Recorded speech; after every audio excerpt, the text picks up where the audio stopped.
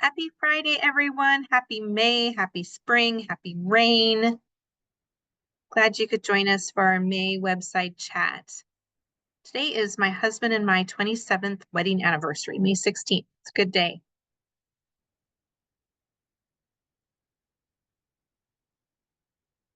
As you're joining us, if you wouldn't mind renaming yourself, including your library or your town that you're from, we'd love to know that information.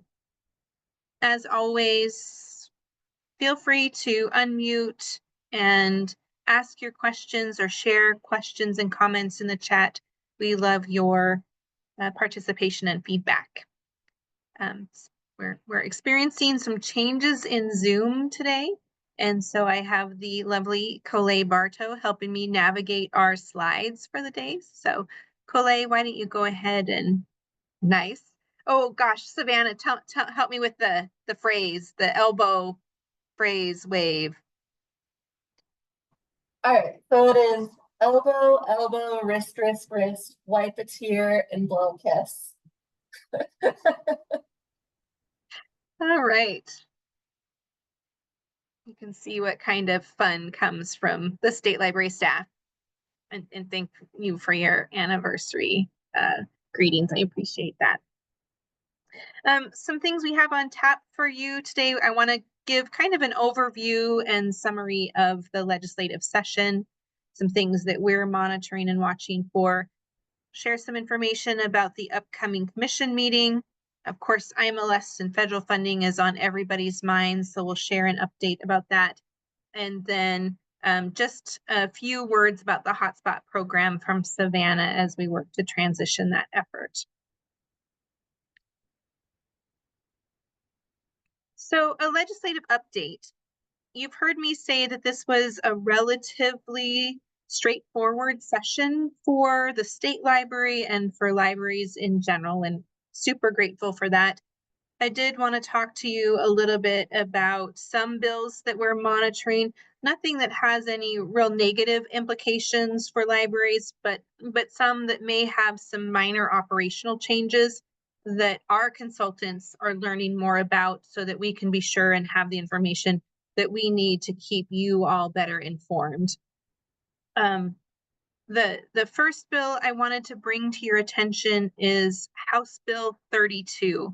That's a bill that was signed early in the session, and it changes some laws in Title 40, which are some of the parental rights laws. Specifically, the bill allows for recording and video recording of public events, including children. So that may make it easier for you as libraries to be able to take pictures and record events that are happening in your library without concern for whether or not the images of children might be captured. We got some advice from Chris Goss about this piece of legislation. You know that Chris is advising libraries on legal matters. And his key point that he wanted to convey was it's very, very important if libraries are going to be recording public events that everybody know that an event is open to the public and that recording may be occurring. So in all of your promotions, if it's a public program, story time, summer reading program, anything like that, where you may want to take photos, just be sure that it's announced very clearly as a public event. You may be taking photos and recordings. That may give parents the opportunity to either opt out or make sure that they're not in the way of those cameras if that's what they choose to do. So as a matter of policy, make sure that you're including that kind of public information. Chris has some really good takeaways if you have additional questions about recording public events. House Bill 100 makes some changes to public records laws and requests for information in public records laws. We are not necessarily experts in managing public records. Your county clerks should be maintaining records retention schedules for local governments. and should be able to provide information for you about your local records retention policies and policies for managing public records. Again, our consulting staff are taking a look at these changes and will be better able to advise you, but your best point of contact for any changes in records laws should be your clerks and recorders. We do know that availability of that expertise does vary around the state, and we're happy to do our best to help advise you, but be sure to follow up on any updates on public records that might be coming from your county and city clerks. House Bill 864 is the interim study bill. This is a bill that's assigned to the Section E Budget Committee that hears all of the Education Committee's budgets.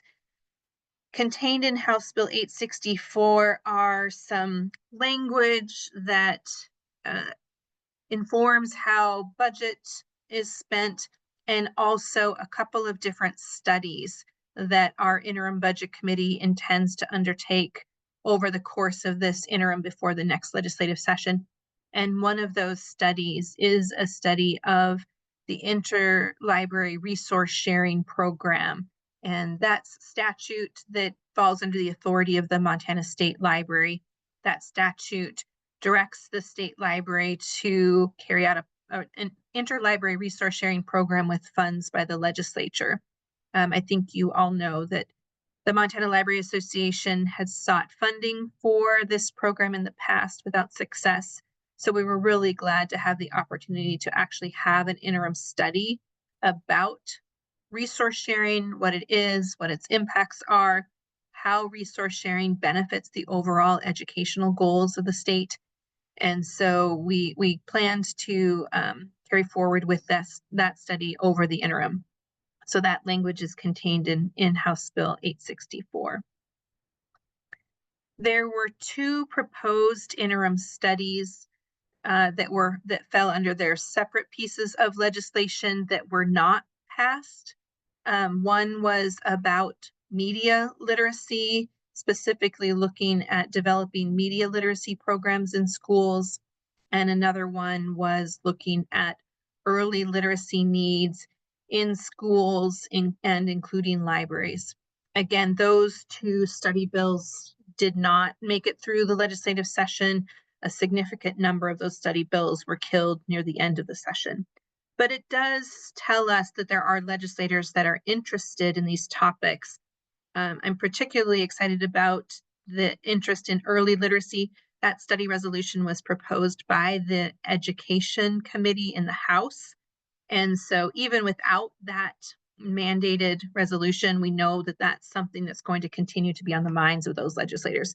And it remains an opportunity for us to talk about the importance of early literacy work in libraries.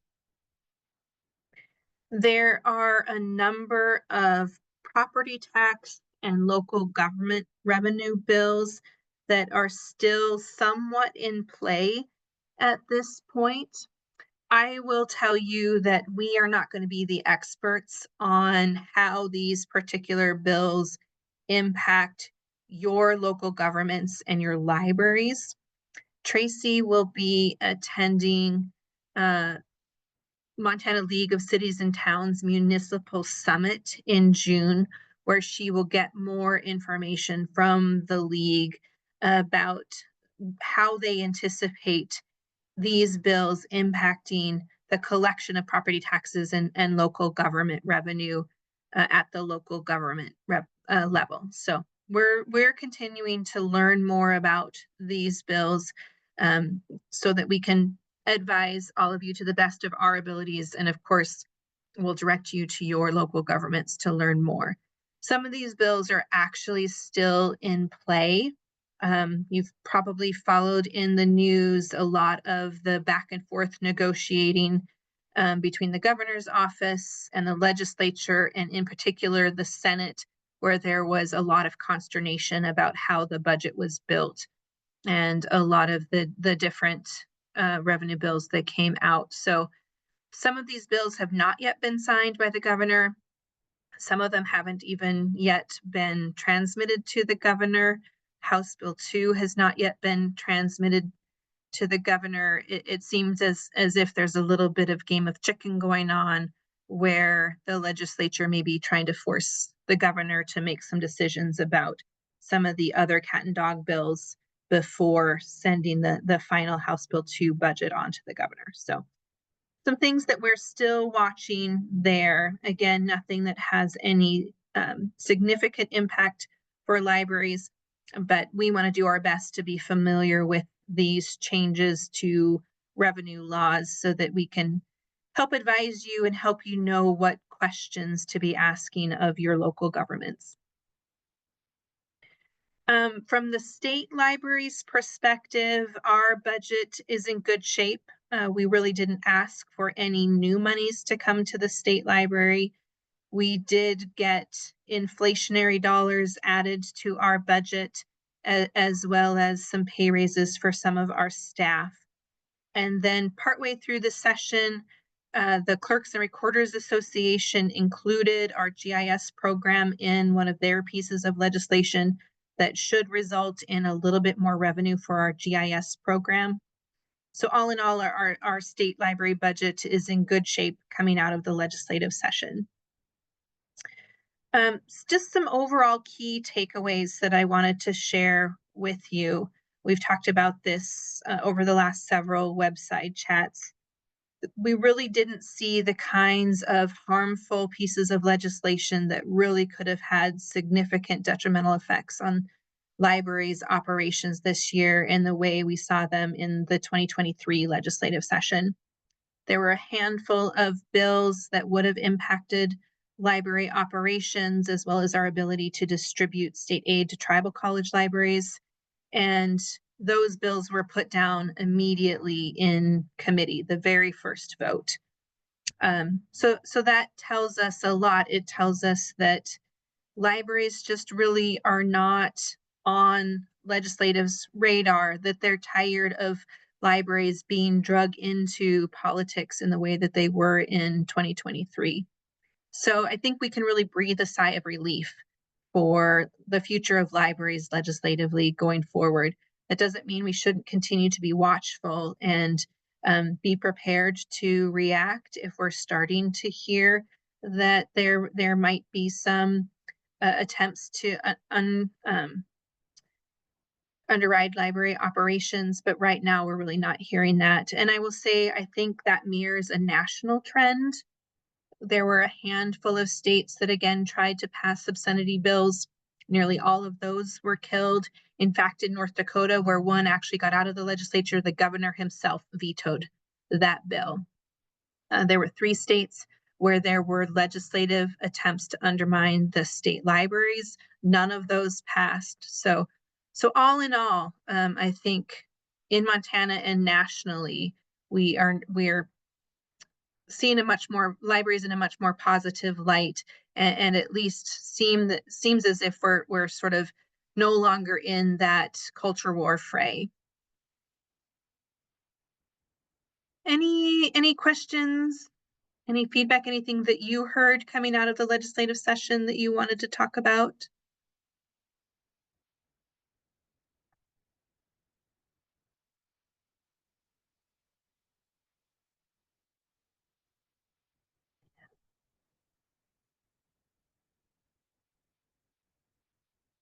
All right. So we have a very full agenda for our June 13th commission meeting. I did want to point out that it is on Friday the 13th. We had some commissioners with some travel conflicts for our typical second Wednesday meeting. So we will be meeting on June 13th, which is a Friday. It's going to be a lengthy meeting here in Helena. It's going to start a little bit later. It's going to start at 10 a.m. so that some commissioners can drive to Helena that morning rather than staying overnight. So be sure and pay attention to the time on that agenda if you plan to watch and participate. Some things that will be on that agenda that will be of interest to you. June is always when the commission reviews and votes on your Federation plans of service. The commission will also be looking at our FY26 budget. The commission, as we've talked about, is working on a number of goals, and so we'll have updates pertaining to a number of the goals that the commission is working on. There's a committee that is looking at our continuing education and certification program. They're interested in learning more about how trainers and the content of continuing education training is vetted so that continuing education credits are awarded. We're going to have a panel with representatives from the Board of Public Education and the Office of Public Instruction to talk to the commission about how they manage their program, which is very similar to the program that's managed by the state library. So I think that will be of interest to all of us. The state library staff have been working on a revised and sort of a shortened, more condensed trustee manual, and Tracy will be presenting that draft to the commission.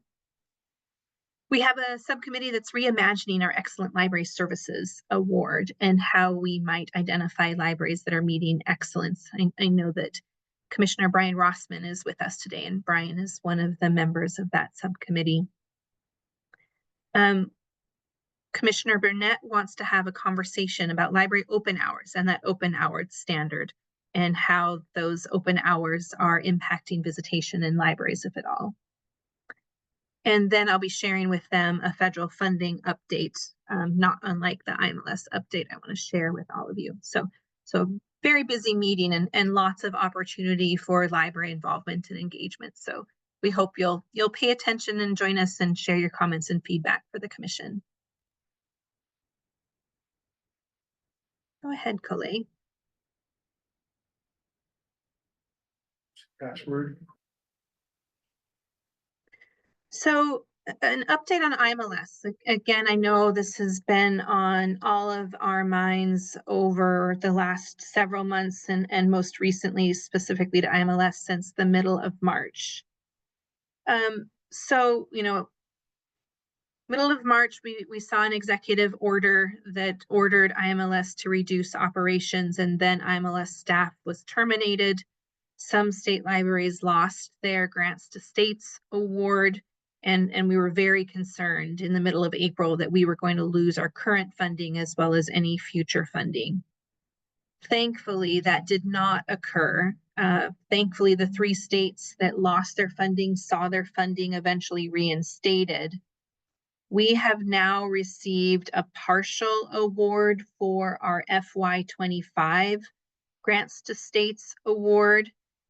Those are the dollars that we begin spending in July, so next state fiscal year. And we've also been told by IMLS that they should be able to make our full award by the end of May. And we don't believe there's any political reasons or influence from DOJ as to why we haven't received our full award yet. IMLS, this is a per capita award, and there's a formula behind it. So it does take some time for the Office of Management and Budget to look at the total amount of funds and then determine the allocation to every state based on factors like population and states' abilities to make their maintenance of effort. So we've been told that they're just waiting, IMLS is just waiting for the Office of Management and Budget to determine that final allocation so that they can make our final award. So we do anticipate hearing that in the next couple of weeks. We will definitely all breathe a sigh of relief when we have that information. IMLS has also said that our amount should be very similar to the amount that we received this year. As I said, those states who saw their grants to states awards terminated have now had them reinstated. Sadly, that reinstatement did not come in time for a couple of states before they had started to make layoffs because of the uncertainty of the funding. And so some state libraries did lose staff in that period of time. But in the end, it's positive to have those dollars going forward. When President Trump issued his budget at the beginning of May, it called for the elimination of IMLS and other programs like the National Endowment for the Arts and the National Endowment for Humanities. That was not a surprise. In most of his budgets that he issued in his first administration, he also called for the elimination of IMLS. So we were fully expecting that. That to me is not news that we should react to. We always look to Congress to make sure that when Congress passes a final budget, it includes that funding. There are Dear Appropriator letters circulating right now in both the House and the Senate, calling for full funding for IMLS and the Library Services and Technology Act.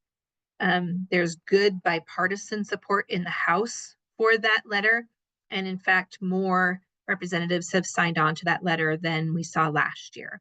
And even in the House and Senate, where members of Congress are saying they don't typically sign on to those letters, they are still noting IMLS as a priority for funding. We're hearing that from both Republicans and Democrats in Congress. So we are watching the actions of Congress. I myself have reached out to our congressional delegation to convey the importance of this funding to the work of libraries, and I'm in continuing communication with them. I sent information to all of you a few weeks ago about what the loss of IMLS funding might mean for local library budgets.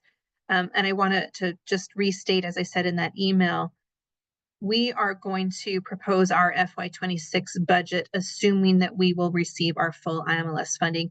And at this point, I don't have any reason to think that we won't. What we don't know, of course, is whether Congress will appropriate funds for IMLS in FY26. And just a reminder, federal year FY26 dollars are dollars that we would then spend in state fiscal year 27. So I really do think a year from now, we may find ourselves dealing with this same level of uncertainty, dealing with continuing resolutions and budget uncertainty and waiting and wondering.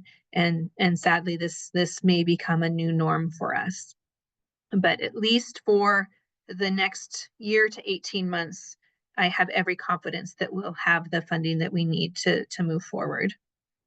And then there's the question about whether or not Congress will reauthorize the Museum and Library Services Act. That's the act that authorizes IMLS.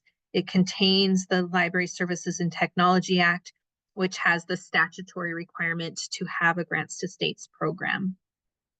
That legislation expires in September, and it has been reauthorized every time it's come up for reauthorization.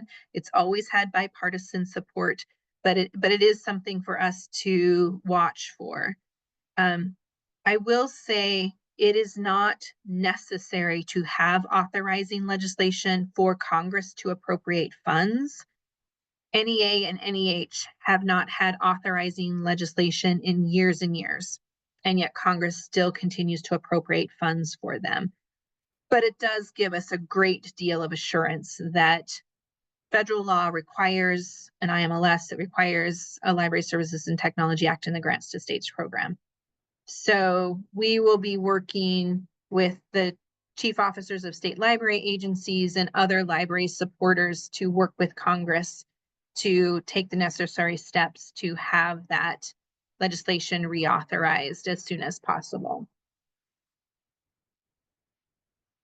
We do now have more information on our website about sort of federal funds at work, how we spend these dollars. I know it can get confusing about when the awards come in and when we spend those dollars. So this information has sort of timelines and graphs that share, I hope, useful information about when these dollars come in. And you've probably seen that we have added banners to many of our websites and applications that note that those services are funded with federal dollars with a link to that informational page. We think it's really important for the public and library staff and library boards to know exactly how these dollars are spent, what they fund, and the impact they have to Montanans. So we hope that information is useful for all of you.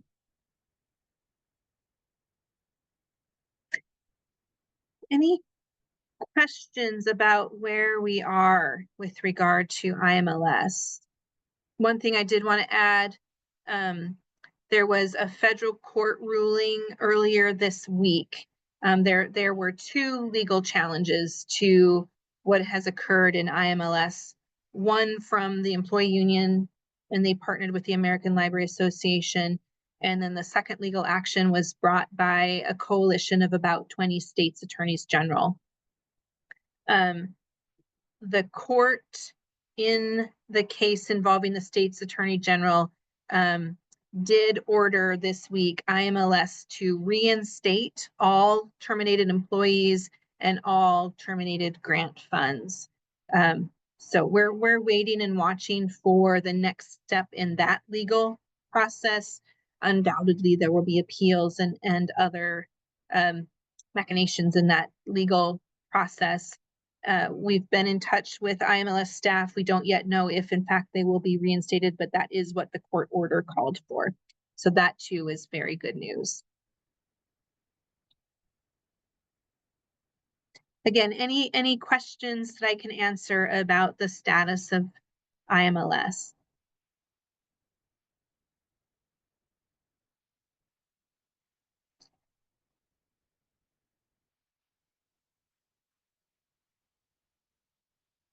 Okay. I will continue to keep all of you updated as I hear anything new, and certainly anything that might change the forecast for what we're seeing and hearing that may have consequences for all of you. Okay, I'm going to turn things over to Savannah to give us an update on the hotspot program. Hi. So I gotta put this up on my big screen in order to be able to read the text. So I won't be looking directly into the camera. But I did want to say thank you first to many of you who have already completed the survey for the hotspot program for transition. Many of you have already completed it. We are our funding that we did apply for, we have not been technically denied that funding. We're technically still pending review. But I will say I feel like it's very unlikely that that funding will come through. There's been notification of other funding for NTIA that will not be granted at this time. And we're definitely feeling like that will very unlikely be funded at this point in time. So we are working on being able to transfer to the local level, which thank you again for those who have filled out this survey. The providers are working pretty closely with us. I know both providers have started working on the background work of building some of your accounts for those of you who have filled out the survey. Gil and I are also reaching out to each individual library after you fill out that survey. So if you are continuing your program, we will be reaching out just to make sure that you guys have the devices that you need. We are able to get you a device replacement through the vendor right now. If you have a device that's kind of old and not holding charge, we can get you a device replacement so you can kind of start it off with a solid device moving forward. Now, T-Mobile, they are requiring a tax-exempt certificate. We've got instructions of how to deem that certificate. It's really only 3 short forms with information that you need to provide to the state. And I will say the Department of Revenue, we have Lauren working with us, and she's been really great to work with. Definitely hold on to your hotspots. They can be used as replacement devices in the future. And if funding does become available in the future, that's something that we'll be able to do. So just hold on to them, even if you're continuing just some of your hotspots or you're not continuing at all, go ahead and just hold on to those for a while. We still plan on sunsetting June 30th, and those who will continue will begin on July 1st. I've got the price information up there again. But do you guys have any questions for me or any clarifying questions? Great information, Savannah. Thanks. Any questions for Savannah? Thanks, guys. Right. Any questions on anything we shared with you or anything I didn't bring up that you might want to talk about a little bit more? Happy to answer anything we can.